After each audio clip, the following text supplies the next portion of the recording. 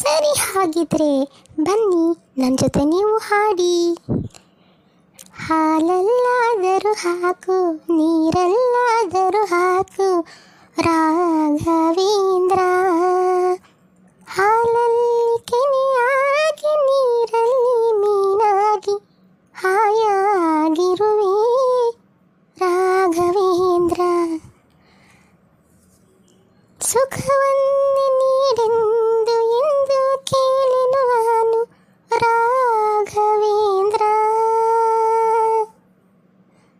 ಸುಖವನ್ನೇ ನೀಡೆಂದು ಎಂದು ಕೇಳೆನು ನಾನು ರಾಘವೇಂದ್ರ.